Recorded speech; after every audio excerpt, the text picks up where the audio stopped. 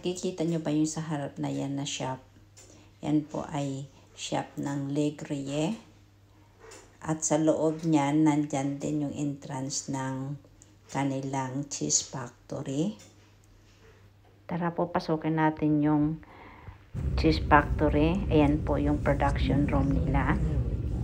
Nakikita nyo po yung makulay puti na yan. Yan ang hinuhulmahan ng cheese. Dito naman sa kabila, yan ang pinipress niya yung cheese para tumigas. At inaayos niya yung pang-press niya.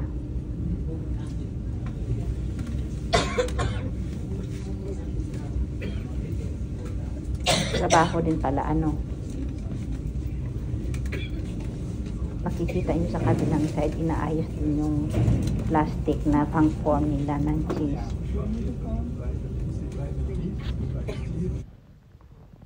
At sa bandang likuran, nakikita nyo yung kanilang niluluto na cheese. Ayan, oh, malaki yung kanilang machine na ginagamit. Dalawa ang lutuan na gumagana.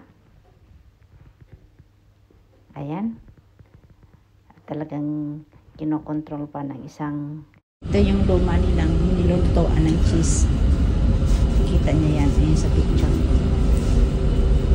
Ganyan yung kalaki. Tapos, ito po, lumipat ako sa kabilang side para makita nyo ng malapitan kung paano sila magluto ng cheese. At iba-ibang klase yung panghalo nila. Ayan po, kanina yung nakikita nyo sa kabilang side na hinahanda nila na hulmahan. Ito, iba na ang kulay. Matagal nang hinahalo ito. Ito yung sa kabila, bago pa lang, medyo puti. Tapos pag natapos na nilang halo, lilipat nila doon. No? Doon nila ipo-form. Yun na yung meron silang dalawang bakante.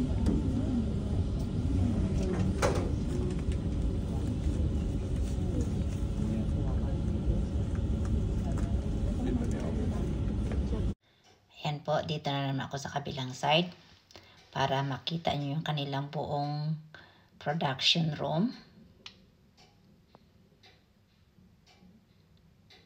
At meron silang 4 na lutuan pero yung 2 lang ang gumagana.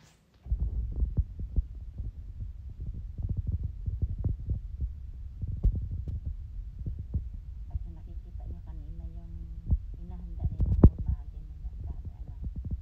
Iba-ibang klase yan. Merong maliit, merong malaki. Alam nyo po, pag hinalo yan ng mano-mano, mahirap haluin yan. Tapos ang dami pa. Kasi nung unang panahon, yung mano-mano sila magluto niyan eh. Hanggang ngayon, meron pa rin sa mga farmer. Ito na po yung cheese na natapos na nilang gawa. Tapos ito yung pinakamalaki. Ayan.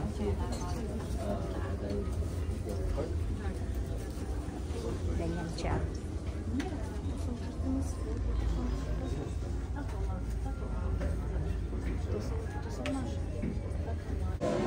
Ito na po yung stock room ng cheese. O, yung nagawa na nila.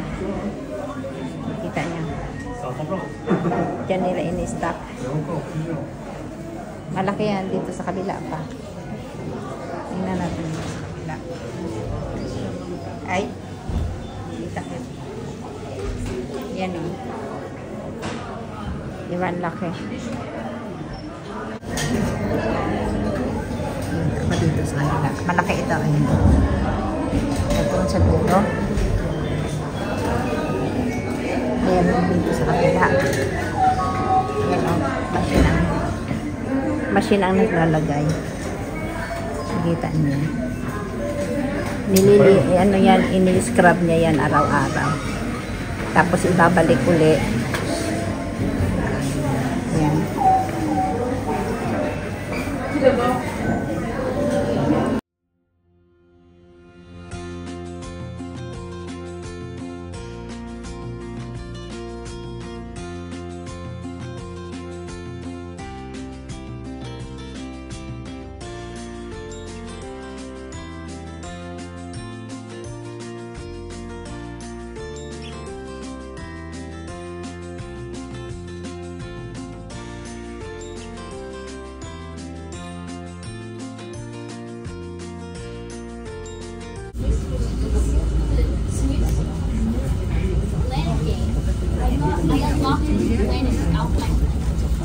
Yan ang bahay ng But baka answer niyo. questions correctly. Yes, Jen. Jen.